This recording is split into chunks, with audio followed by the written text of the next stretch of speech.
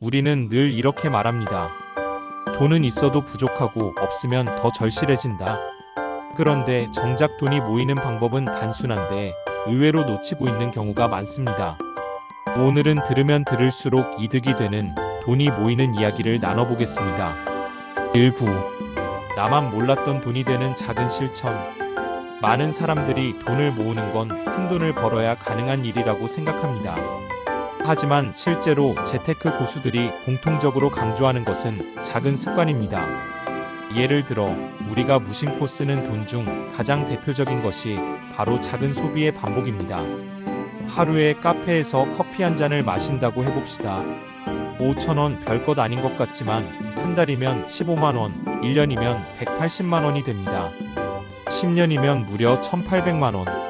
단순히 줄이는 것이 아니라 이 돈을 적금이나 ETF 같은 투자 상품에 꾸준히 넣었다면 후원금뿐 아니라 복리 효과로 상상 이상의 자산이 쌓여 있을 겁니다. 또 하나 자동화된 습관은 생각보다 강력합니다. 계좌이체를 저축 먼저, 소비는 나중에로 설정하는 것.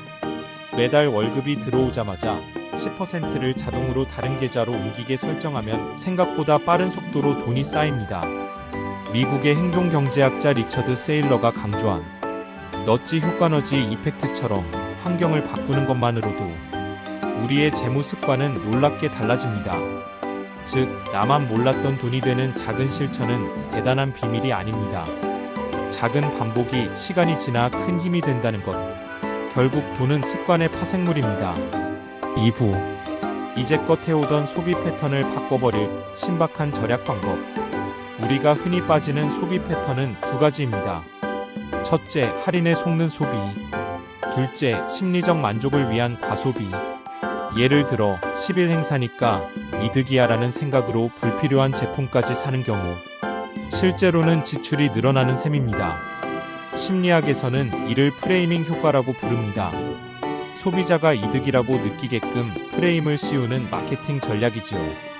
그렇다면 어떻게 패턴을 바꿀 수 있을까요? 현금 봉투법. 매달 고정 지출을 제외한 자유 지출을 현금으로 봉투에 나눠둡니다. 카드보다 소비 억제력이 강력합니다. 눈앞에서 돈이 빠져나가는 감각은 소비를 더 신중하게 만들죠.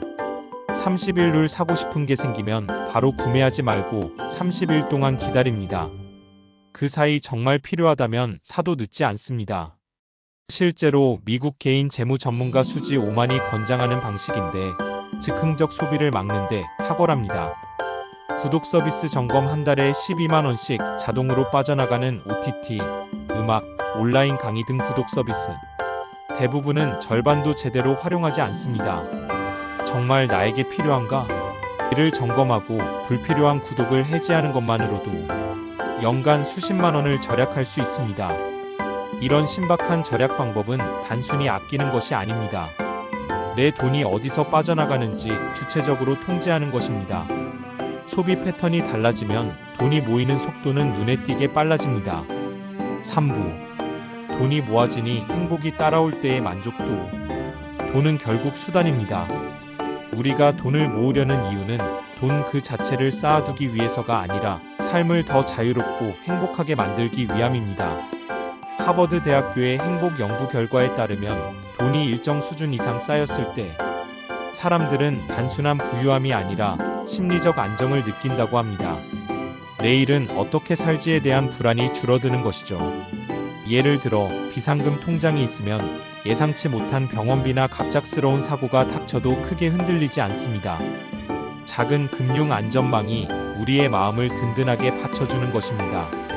또한 돈이 모이면 우리가 진짜 하고 싶은 일에 집중할 수 있는 여유가 생깁니다.